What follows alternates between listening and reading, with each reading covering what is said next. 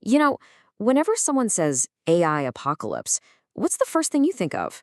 It's probably killer robots, right? Some kind of super intelligence taking over the world, straight out of science fiction.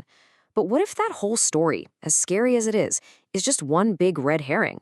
Let's dive into this, because the real threat, well, it might be a lot closer and a whole lot more human than we think. And that question right there, that's really at the heart of what we're talking about today. We're going to shift our focus away from the fear of the technology itself and look at the fear of how humans are already using it. You see, the danger isn't necessarily that AI is going to wake up and decide it hates us. The real danger is that powerful people are using it right now to build a world that's more controlled and a lot less free. So, to really get a grip on this, there's this really interesting kind of provocative new theory that's been gaining a lot of steam.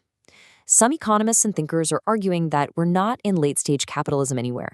They think we've actually moved into a completely new system, something they're calling techno-feudalism. So what is techno-feudalism? Well, the core idea is pretty wild. It suggests that real power doesn't come from owning factories anymore. The new land, the most valuable territory, is digital. It's the cloud, it's app stores, it's social networks. And a tiny new elite controls all of it. It's less about making a profit in the old school way and all about collecting rent from anyone and everyone who needs to use their digital property.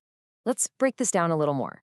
At the very top, you've got the digital lords. Economist Yanis Varoufakis even calls them cloudalists. They own the platforms, the whole shebang.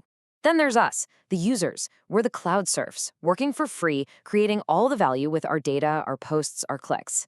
And then you have traditional companies. They become vassal capitalists, forced to pay tribute, kind of like that 30% fee on the App Store, just to do business in these digital kingdoms.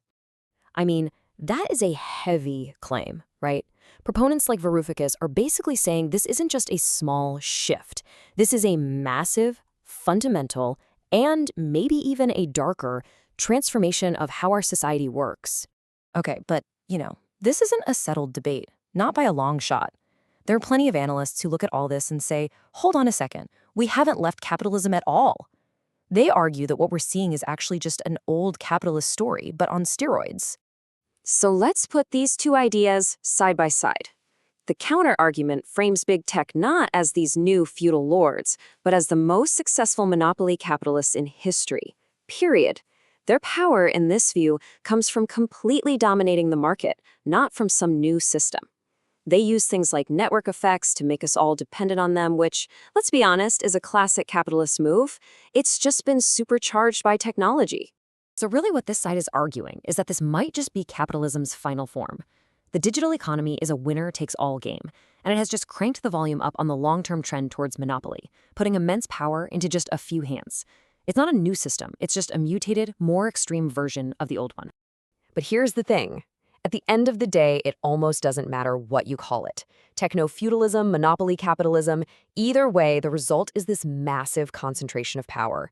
And that economic power is fueling a very, very real political danger, the creation of an AI-powered authoritarian toolkit.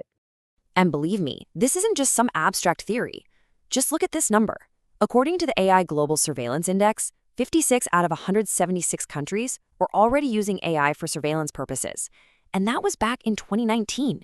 Can you even imagine what that number looks like today? It gives governments tools for control that were unthinkable just a few years ago. So how is this actually happening on the ground? Well, AI makes mass surveillance incredibly cheap and efficient. It allows regimes to track dissidents with facial recognition, something we've seen in places like China and Russia. It enables predictive policing, which sounds futuristic but can be used to shut down protests before they even start. And of course, it completely automates propaganda and harassment, flooding our feeds with lies to bury the truth and bully critics into silence. And this quote, man, it just nails it. It cuts right to the chase.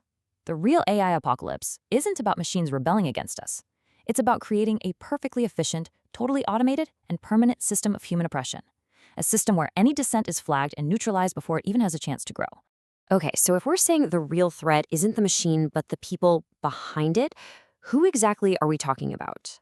The focus is starting to shift away from the algorithms themselves and onto the very small, very powerful group of people who are building and controlling this stuff. You gotta love this term, right? Broligarchy. It's so perfect because it points to this cozy alliance between the new tech money and the old power structures. This isn't just about a few nerdy guys in hoodies anymore. It's about the birth of a brand new, totally unaccountable, global power structure. And here's why that's so incredibly important. Their power isn't just about having a ton of money. It's the power to control the actual infrastructure of our public life. They literally own the platforms where we argue, where we organize, where we get our news, and where we decide what's real. That kind of control over information itself is a power that kings and emperors of the past could only dream of. So, where are we heading with all this? Well, if you start to see the world this way, it completely reframes the whole debate about the future. The real fight isn't man versus machine. It's democracy versus a brand new, tech-powered form of authoritarianism. And what's so wild is that you see all these different kind of niche ideologies that are popular in tech circles, and they all seem to point to the exact same anti-democratic place. You've got technocracy, which says, let the experts decide. You've got accelerationism, which says progress is unstoppable, so don't even try to regulate it. And you have neo-feudalism, which just comes right out and says hierarchy is good and democracy is bad. Different paths, same destination. And this is a really chilling thought from Carol Cadwalladrat. It connects the dots. The business model that makes these companies so profitable, surveillance capitalism, is built on harvesting our data. And that is the exact same data harvesting you need for mass government surveillance. The business model itself builds the architecture for a control society. So, look, to wrap all this up, maybe it's time we stopped obsessing over the Terminator and started paying a lot more attention to the Broligarchy. The technology, the AI, it isn't good or evil. It's a tool. The real fight is political. It's human. It's about who gets to wield that powerful tool and what they're going to use it for. And that is a conversation we absolutely need to start having right now.